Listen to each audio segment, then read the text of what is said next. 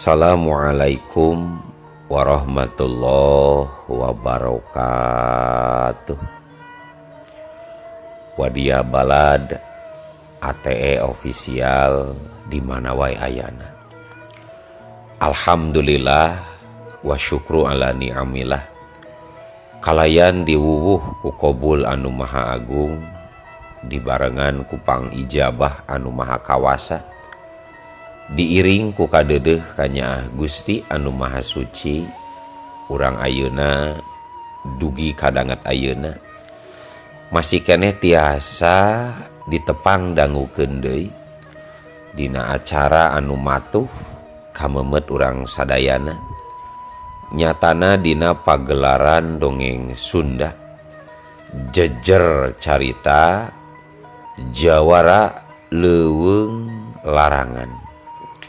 Ayeuna bagian anu ka-20 hiji nanya pamiarsa. Ieu dongeng mangrupikeun buah karyana Abah Supriyatna N. Sabah di Palihan Sumedang. Kangge Abah Supriyatna ngahaturkeun rewuh laksa ketik kabingahan. Rehna parantos ngawidian mamang kangge medar ieu dongeng dina kandaga ATE official ieu. Atuh sumangga kanu teu acan subscribe kantun subscribe heula.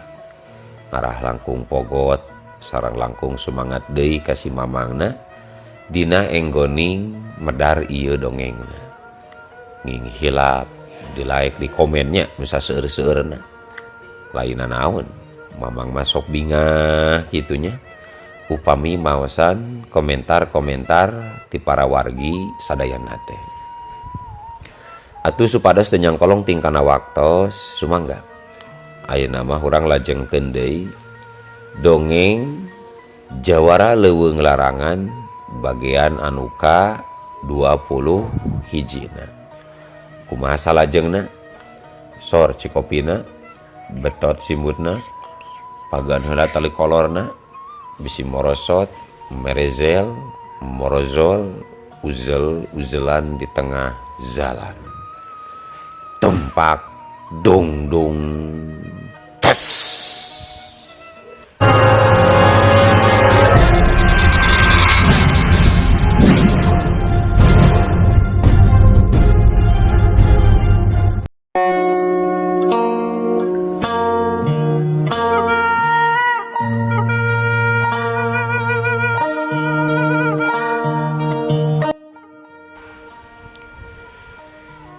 Harita si Pedro heraneun nempo loba jalma anu ngaliud di emper jeung di luhur tepas imah Nini Sarnewi.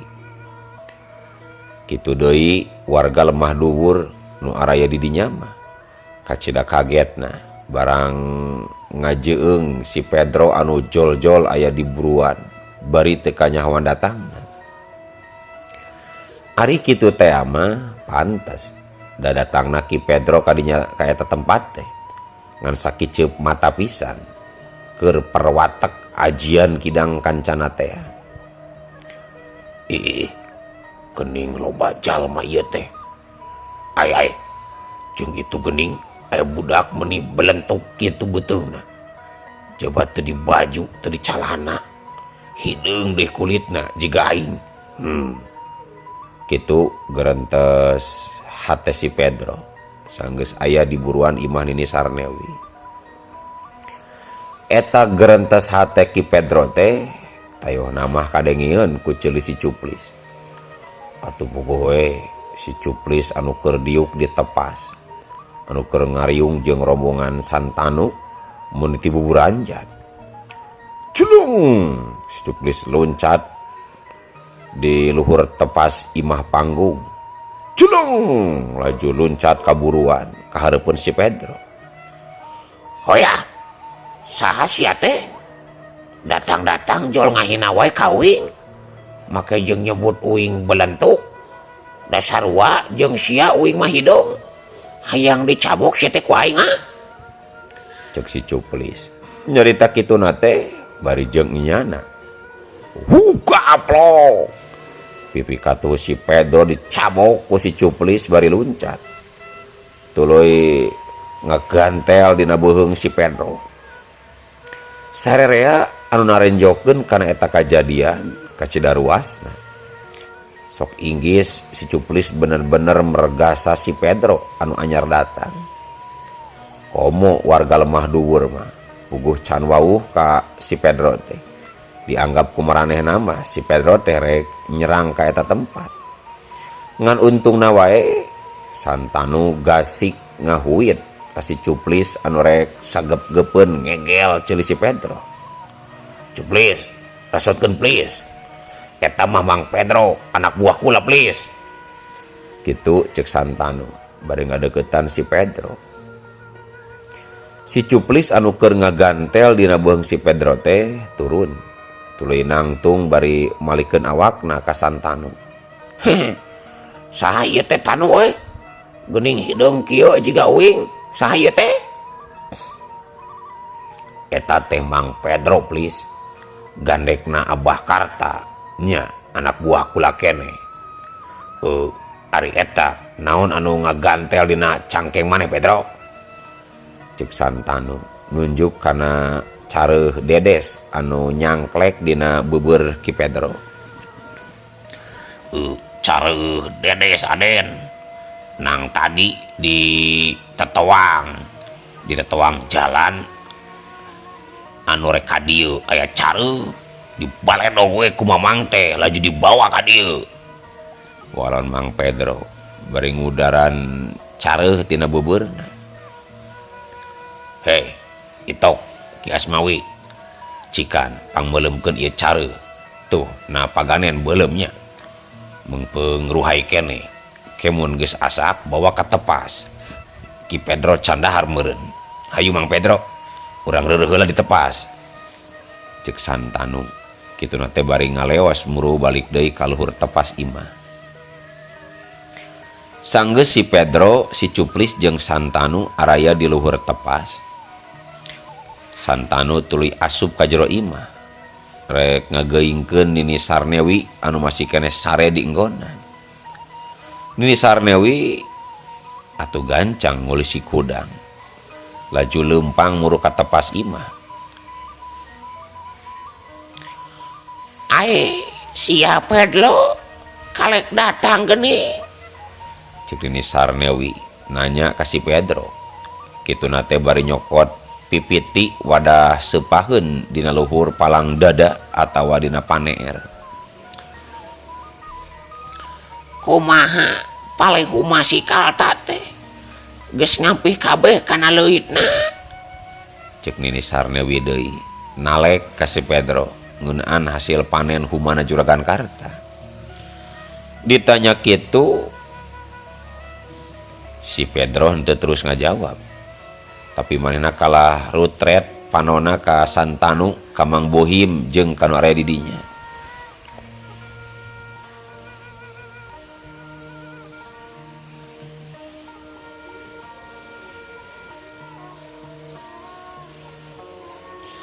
Tapi akhir nama si Pedro teu burung oge ngajawab kana pananya Nini Sarnewi. Kieu sabenerna mah dongengna teh ini. Atuh barabat we si Pedro teh ngadongengkeun perkara Juragan Karta jeung Ambutarsi anu kiwari geus ditahan tur ditempatkeun di paranje domba na Majumsih ku Ujang Uar. Si Pedro oge nerangkeun ngeunaan dirina geus jogol jeung anu ngaran Mang Kasum basa manehna hayang ngabebaskeun Juragan Karta.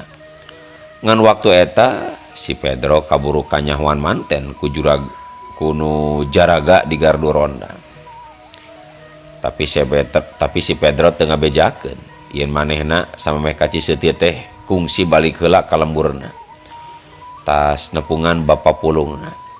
Sabab lamun manehna bebeja tas ti lemburna tangtuna wae bakal dipangloh atawa disalahkeun ku Nini Sarnewi oge ku Santanu. Teu lila kadenge si Pedro mungkas guaran caritanana. tah kitu dongengna teh ni cek si Pedro. Jadi si Kalta jeung pamajikanana teh ayeuna ditawan ku si Warsalimnya. Kulang ajal bebenyit atahwala si songong, si belengong, si teu uyahan teh. Santanu kadenge ku gegebel sia eta gening kolot sia di kandang domba. Sok ayeuna lek kumaha ali geus kieu tanu. Nah lek cicing wae ilai anakna. Cek Nini Sarnewi panona mencrong ka alona nyatana Santanu.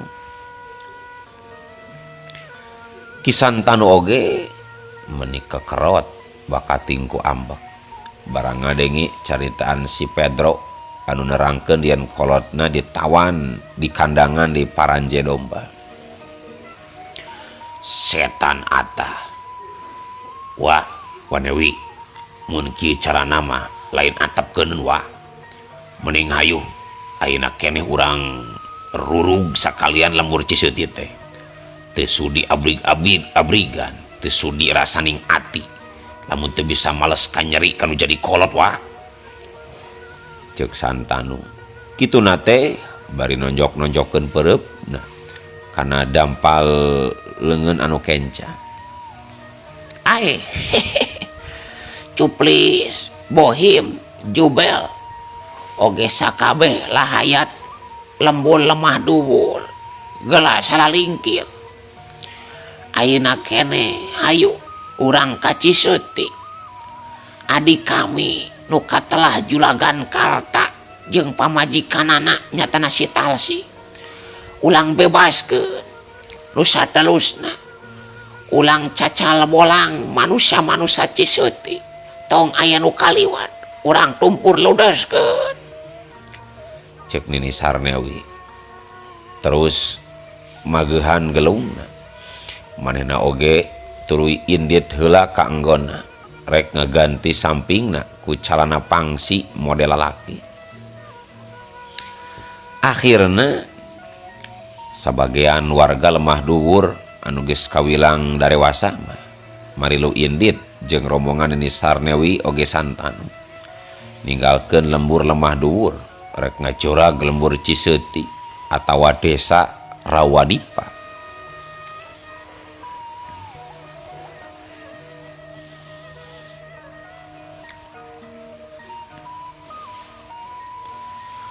Para wargi sadayana wanci meletek panon poe. Ayeuna urang caturkeun Ki Dengah alias Ki Janggot anu ti heula dicaritakeun pikeun nalingakeun si Cuplis ti kaanggangan ku Dewi Anjar Sakti teh. Harita teh mangsa Santanu keur babadamian jeung Nini Sarnewi anu rek ngacurag jeung ngarurug ka lembur Ciseuti. Ki Janggot nalingakeun jeung nyaksian ti kaanggangan.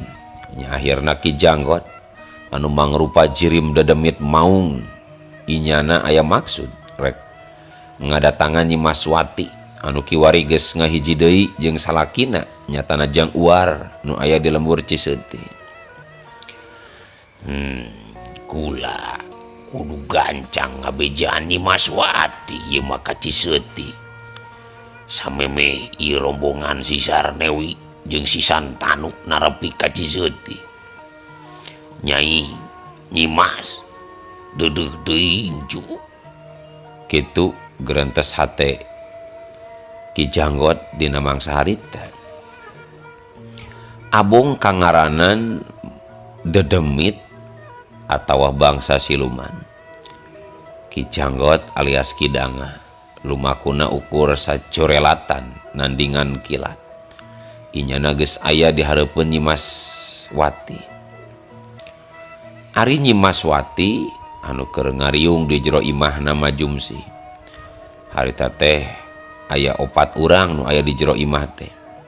Aya Mang Dawong, aya Majumsih, Jang Uar katut Nyi Maswati. Nyi Maswati kacida atoheunana pacampur jeung ruas barang kadatangan ku Ki Janggot teh.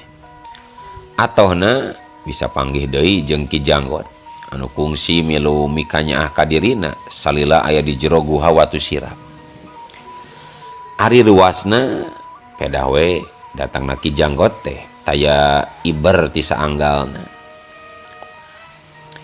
Ki Janggot dina nyang hareupan Nyi Maswati teh manehna teu nangarkeun diri anu bisa katampo ku saha bae. Tapi Ki Janggot ukur bisa katenjo cirimna ku Nyi Maswati wungkul. Nyimas hidup ulah kaget jeung ulah ruas ku kadatangan Aki. Aki datang ka dieu teh rek mere beja wire dina poe ieu. Warga lembur lemah dhuwur anu dipingpin ku si Santanu jeung si Sarnewi karek marangkat ninggalkeun lemah dhuwur rek ngacorag ka lembur Ciseuti lembur ieu. Maranehna rek ngabebaskeun si Karta jeung pamajikanana. Jeung saterusna bakal ngarurug ngobrak-ngabrik ieu lembur. Tah ku kituna Nimas kudu iatna tur waspada. Sakabeh warga Ciseuti desa Rawadipa sing carincing pageuh kancing sing saringsad pageuh iket.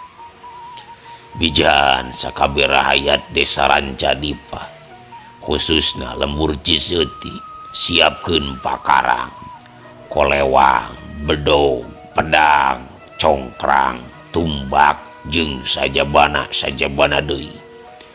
Piheulaan eta musuh teh pegat di jalan tetelar pangangonan supaya ulah aya karuksakan di ieu lembur sagitu amanat ti Aki teh Nyimas. Les geus nyarita kitu mah cirim Ki Janggot teh ngiles leungit dina panenjo Nyi Maswati. Nempo Nyi Maswati ngahulang wae Jang Uar nyarita. Mikiran naon Nyi? Nyai Demplon, Nyai Nyoy mikiran naon? Mending ngahulang kitu cek Jang Uar nalek ka pamajikanana. Pedah katampona Nyi Maswati teh jiga nu keur ngahulang bari tangga. Kang, cikene abdi kadongkapan ku Aki pangasuh budak urang. Nyaeta ku Ki Janggot teh ti Watu Sirap. Ki Janggot teh wawandi sangkan abdi ngabejaan rahayat Ciseuti, sangkan siap sayaga ngumpulkeun pakarang pikeun perang. Sabab ayeuna kabeh warga lembur lemah dhuwur anu dikokojoan ku si Santanu jeung ku uwana nu katelah Sarnewi geus jengkar ninggalkeun lemburna rek ngajorang ka dieu. Malah cenah ngancam rek ngarurug desa Rawadipa Ciseuti khususna. Kitu cek Nyi Maswati nerangkeun kalawan darianakar. Atuh puguh we sararea nu araya di dinya di imahna Majumsi. Kacidara ruasna barang meunang katerangan ti Nyi Maswati kitu teh. Atuh mun kitu mah dua poe deui eta rombongan teh baris anjog ka lembur urang Nyai.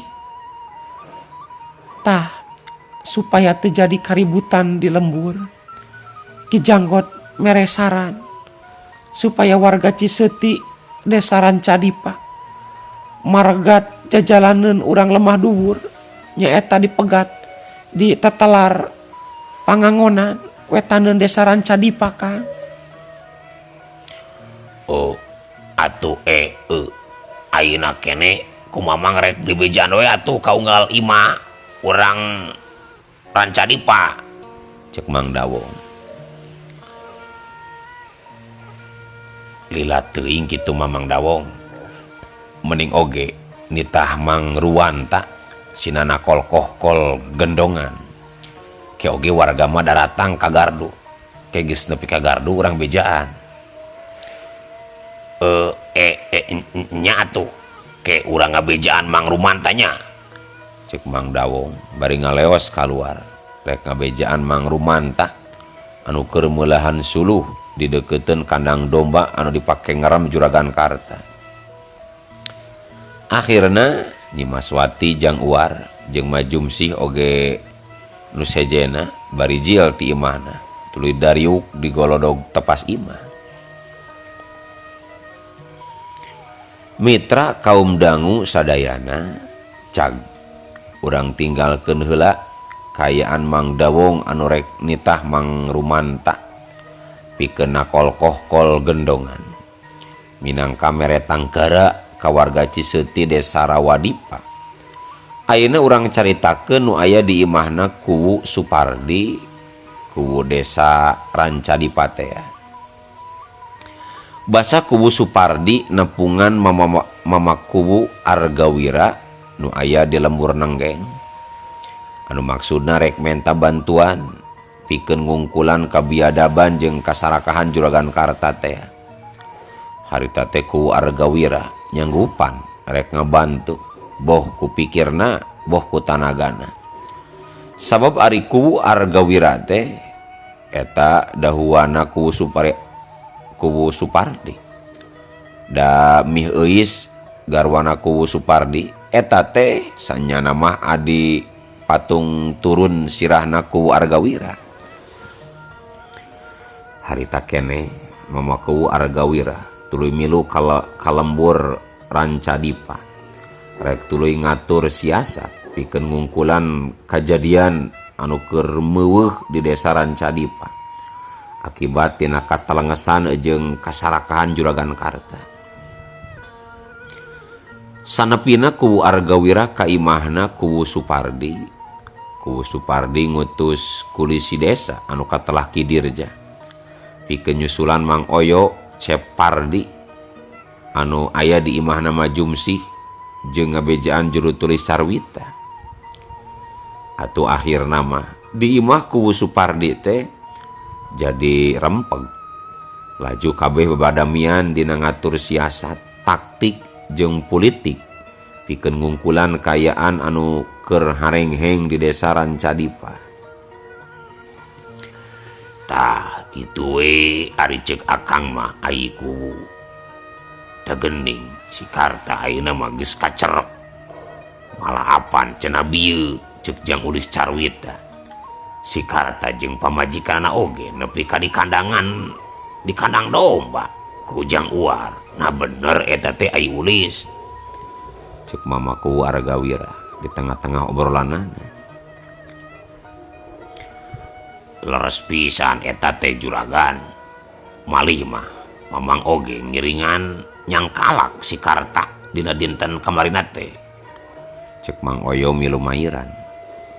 Sedangkeun juru tulis Carwita anu ditanya nama keur kagok ngahuapkeun papais anu disuguhkeun ku Mih Uis.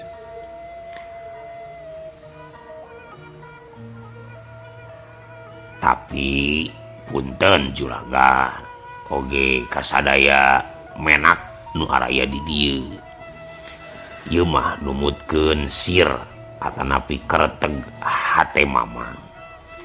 Rupina ku kacerekna si Karta teh asana mah bakal aya buntutan, bakal aya kajantenan anu kalintang harenghengna batan nu atos-atos.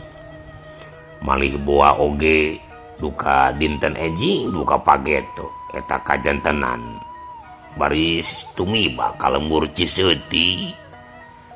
Kitu cek Mang Oyo. Maksadna harengheng teh kumaha Mang Oyo? Cek Kuwu Pardi jiga nu panasaran kana caritan Mang Oyo. Nyamang harengheng teh harengheng kumaha? Cek kulisi Dirja meuni meh bareng milu tumanya jeung ulis Carwita.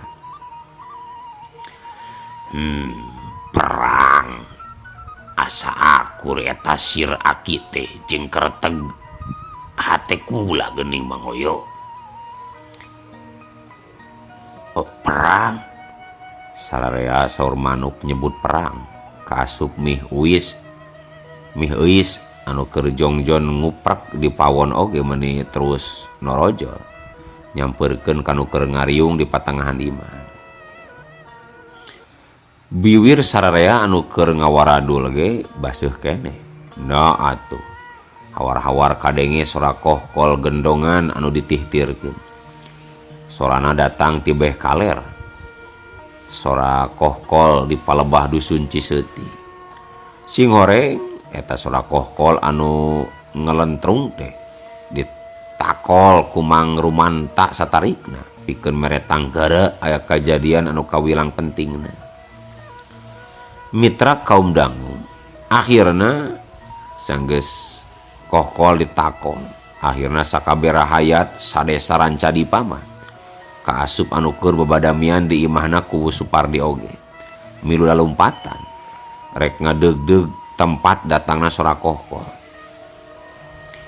Dina kayaan kitu ari Jang Supena anu keur digawe ngaganti bilik lalangit imahna juru tulis Carwita. Batur-batur lalumpatan murugardu teh Jang Supena mah kalah lumpat ka jero pawon. Manehna kalah nyamperkeun Nyi Inten pamajikan ulis Carwita anu keur kaprak-kaprak di pawon. Jang Supena teh teuing bakat ku gempeur ngadenge sora gendongan kohkol. Duka teuing kumaha da kalah nyamperkeun ka Nyi Inten anu keur di pawon. Ari Kang Pena geuning kalah ka dieu rek naon Kang? Ke deui da acan asak sanguna. Na teu kadenge eta aya kohkol gendongan di kaler. Gerage indit ka itu. Bisi aya nu kahuruan atawa aya naon. Cek Nyi Inten bari memener baju palebah dadana anu rada lahak.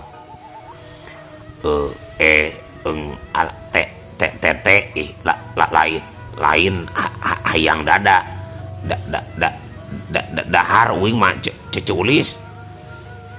Cek Jang Supena nyaritana semu harosos meh-mehan teu kadenge ku Nyi Inten. Ari enggeus hayang naon atuh? Nenen punten maksud eta tataeun rek menta seuneu hayang udud. Walon Jang Supena kituna teh bari ngadeukeutan hawu pek nagog hareupeun hawu laju notolkeun ududna kana ruhak tina jero hawu. Culis duh uing teh kalah hese rek nangtung teh itu aduh cik punten puntangan uing ceu aduh rek nangtung hese Kitu cek Jang Supena. Kituna teh bari mencetan tuurna. Nah kunaon atuh ari Mang Pena? Tadi teu kuna naon, ari ayeuna make jeung hese nangtung sagala. Yap ka dieu muntang. Cek Nyi Inten bari nyodorkeun dampaleungeunna ka hareupeun Jang Supena anu keur nagog hareupeun hawu. Nah atuh Ari Sugan teh disodoran leungeun ku Nyi Inten teh rek muntang kana leungeun Nyi Inten. Ari Gap teh dua leungeun Jang Supena kalah muntang kana cangkeng Nyi Inten. Atuh pugoe Nyi Inten ka cidarwasna nu pacampur jeung sieun. Tapi sabenerna mah Nyi Inten oge aya atohna sabab dina hate Nyi Inten teh aya hate kadua leutik ka Mang Supena teh. Nya ari kituna mah pantes deui. Da puguh Jang Supena mah boga pamulu anu kaset. Pakulitan najan teu bodas teuing oge, tapi awakna mah bang-bang. Boga awak sampayan babasana. Jauh pisan jeung ulis Carwita. Malah loba nu nyarita, pajar teh ulis Carwita mah asa lain babad lain tanding dina pamuluna jeung Nyi Inten. Anu sakitu geulisna sakitu geneyehna.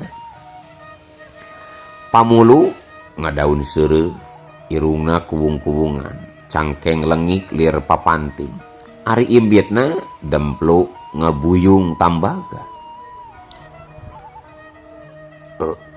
Nyi ieu meuni leuleus kieu tur akang Nyi ada Kang, naona ieu teh? Akang mah ih Iya teh Kang. Cek Nyi Inten. Ayeuna mah solana oge sarua haros-ros. Nyi urang terus gendainya. Terus kenaon ari Akang? Etana nerapkeun da langitna. Akang reka mana? Akang reka kaler? Reka pos ronda? Nyanyi bisi ayana naon? Hayu ah. Jeletot pepeuteyan Nyi Inten diciwit talaunan ku Jang Sumpena. Tapi karek oge nyiwit no atuh. Ari ujung-ujung euleung waktosna kabujeng seep wadia balad ATE official. Keun atunya ieu dongeng teh urang cekapkeun we heula dugi ka dieu. Insyaallah enjing pageto baris dilajengkeun deui. Atuh ku kitu ku kieuna mamang sejamit mungkur amit mundur ti payuneun para wargi sadayana. Hayu ah. Assalamualaikum warahmatullahi wabarakatuh.